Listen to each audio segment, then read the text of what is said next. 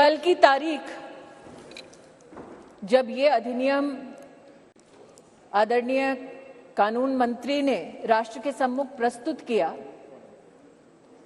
न सिर्फ इसलिए ऐतिहासिक थी क्योंकि इस नए भवन में नए संकल्पों के साथ हम सबने प्रवेश किया, साथ ही एक पुनीत समय गणेशोत्सव के पुण्य अवसर पर हमने नए भवन में प्रवेश कर विघ्नहर्ता को प्रणाम किया। लेकिन अगर विघ्नहर्ता के सृजन की, आराधना की मूल भावना को देखें तो गणेश जी का स्वरूप अपने आप में अपनी मां के हाथों से सृजित है और मां के प्रण ने, मां की तपस्या ने गणपति जी में प्राण दिए, यह उसका सबसे बड़ा प्रतीक है। हमारी सभ्यता में यह भी मान्यता है कि नव भवन में जब प्रवेश होता है तो पहला पैर, पथ पर पहला आगमन घर की लक्ष्मी का होता है। कई समाज के वर्गों में भवन के बाहर घर की लक्ष्मी अपने हाथ की अमिट छाप छोड़ती है और कई परिवारों में पैरों के नीचे आलता लगाकर बेटियों का सबसे पहला कदम ऐसे भवनों में रखा जाता है।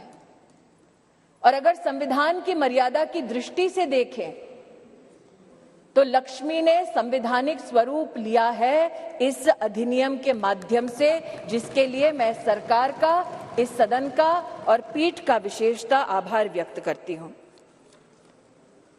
आज चर्चा में कई महानुभावों ने श्रद्धेय अटल बिहारी वाजपेयी जी का नाम लिया और साथ ही आदरणीय देवी गौड़ा जी को भी आभार वंदन किया। ये भी सत्य है कि मुझसे पूर्व की वक्ता ने राष्ट्र को जब गुलामी से स्वतंत्रता मिली तब क्या महिलाओं की परिस्थिति थी उसका उल्लेख किया कि हां, तब भी जब देश आजाद हुआ तब भी कई प्रदेशों की साधारण परिवारों की महिलाओं ने कहा कि हमारा संवैधानिक अधिकार आरक्षित करें, लेकिन तब साधारण परिवारों की वो महिलाएं जिन्होंने राष्ट्र को आजाद करने में अपनी भूमिका निभाई, जो दूरदर्शी थी, जानती थी कि साधारण वंचित समाजों की महिलाओं को अगर मौका अनोखे ढंग से संविधान की मर्यादा में ना दिया गया तो शायद आगामी वर्षों में महिलाओं के लिए एक चुनौती बन जाएगा। आज मैं उन महिलाओं की दूरदर्शी सोच को वंदन करती हूं। महोदय, 1971 में तब की सरकार में एक कमेटी का गठन हुआ on the status of women in India। और आज मैं विशेष रूप से आपका ध्यान आकृष्ट करती हूं 1974 में जब कमेटी ने अपनी रिपोर्ट को साझा किया तो उसके 7वें चैप्टर में पॉलिटिकल स्टेटस के वर्णन में ये इंगित है कि तब भारतीय जनसंघ ने कहा था कि महिलाओं को कॉन्स्टिट्यूशनली गारंटी कीजिए। They were the advocates for women's reservation. आज जनसंघ के उन नेताओं को, उन चिंतकों को मैं आभार व्यक्त करती हूं। ये मेरा सौभाग्य है कि मैं भारतीय जनता पार्टी की एक साधारण कार्यकर्ता हूं, जिसको मेरे संगठन ने असाधारण मौके दिए ताकि मैं संगठन के माध्यम से संविधान की मर्यादा में अपने राष्ट्र की, समाज की सेवा कर सकूं। ये भाजपा के कार्यकर्ताओं का गौरव है कि इस राष्ट्र में अपने संगठन में पहली बार महिलाओं को आरक्षण देने वाली राजनीतिक पार्टी भारतीय जनता पार्टी बनी। ये भी कहना सत्य होगा कि व्यवस्थाओं को किस दृष्टि से संगठन में सम्मिलित करना, इसके लिए साल 2007 में नेशनल एग्जीक्यूटिव की मीटिंग के अंतर्गत तब के हमारे राष्ट्रीय अध्यक्ष और अब के हमारी कैबिनेट के वरिष्ठ नेता श्री राजनाथ सिंह जी ने एक कमेटी का गठन किया। ये सौभाग्य है मेरा कि उस कमेटी में आज 2 सदस्य वर्तमान इस सदन में उपस्थित हैं। आज उस कमेटी जिसकी अध्यक्षता श्रद्धेय सुषमा स्वराज जी ने की, आज उस कमेटी की एक और सदस्य जिनका देहांत हो चुका है, किरण माहेश्वरी जी, और जो संगठन में आध्यात्म की दृष्टि से मेरे मार्गदर्शक रहे, ऐसे श्रद्धेय बाल आपटे जी हमारे बीच नहीं हैं। मैं उनके योगदान के लिए उनको नमन करती हूं। यह भी उचित होगा अध्यक्ष जी कहना कि उस कमेटी में नजमा हिप्तुल्ला जी थी, उनका आभार वंदन करती हूं। सुमित्रा महाजन जी थी, जिन्होंने बार बार लगातार अपनी पुण्य भूमि से इंदौर से चुनाव जीतकर हम सबका गौरव बढ़ाया। उन्होंने स्पीकर की भूमिका में महिलाओं का राष्ट्र भर में गौरव बढ़ाया। मैं ताई की अनुपस्थिति में ताई को प्रणाम करती हूं। और कमेटी में 2 और महानुभाव थे जो विद्यमान है वर्तमान के सदन में, जिन्होंने महिला आरक्षण भाजपा के संगठन में कैसा हो उसको सुनिश्चित किया, जो आज मोदी सरकार के मंत्री हैं, आदरणीय किशन रेड्डी जी और किरण रिजिजू जी। मैं आपको भी आभार व्यक्त करती हूं। महोदय, they say success has many fathers and failure has none। और इसीलिए कल जब ये प्रस्ताव सदन में आया तो कुछ लोगों ने कहा हमारा बिल है, कुछ लोगों ने कहा हमने चिट्ठी लिखी, कुछ लोगों ने कहा कि ये पूरा का पूरा संवैधानिक निर्माण हमारा था। आज ऐसी एक सम्मानित नेत्री ने सदन में अपना वक्तव्य रखा, लेकिन उनका मैं एक विशेष रूप से आभार व्यक्त करती हूं कि 2 विषयों पर उन्होंने ऑन रिकॉर्ड स्पष्टीकरण दिया है। हमको बार बार बतलाया जाता कि एक विशेष परिवार ने 73rd, 74th amendment to the constitution पारित करवाया।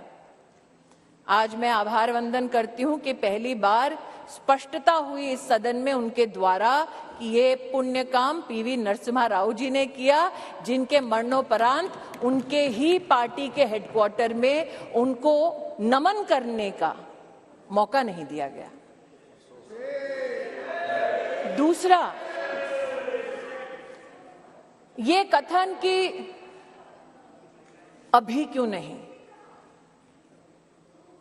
और ये वक्त हमारा बिल है तो अभी करिए।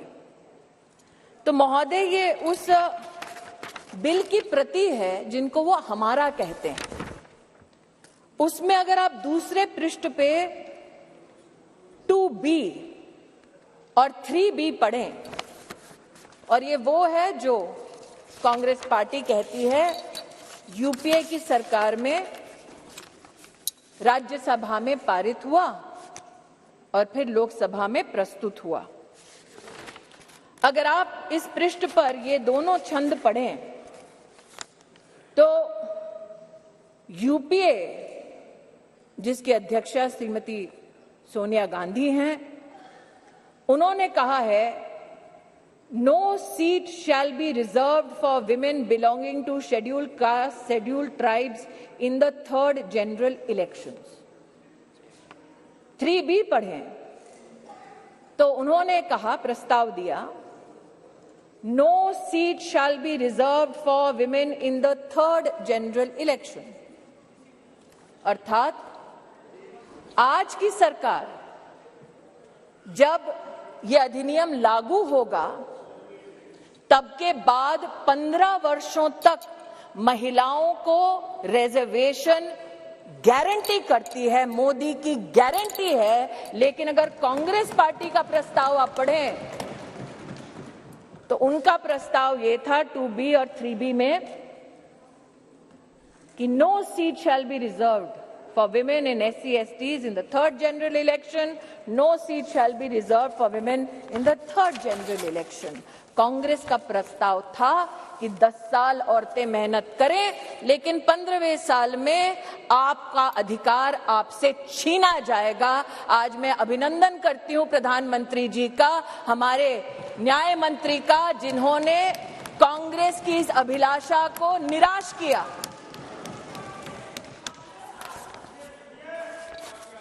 फिर इनका ये वक्तव्य कि आप अभी क्यों नहीं कराते। महोदय, हम जानते हैं कि संविधान को छिन्न भिन्न करना ये कांग्रेस की पुरानी आदत है, लेकिन आज अगर आप इसी गरिमा में संविधान के अनुच्छेद 82 को पढ़ें, 82, ये किताब नहीं है संविधान का मेरे हाथों में, तो आपके लिए किताब होगी, हमारे लिए पूजनीय है, संविधान है ये।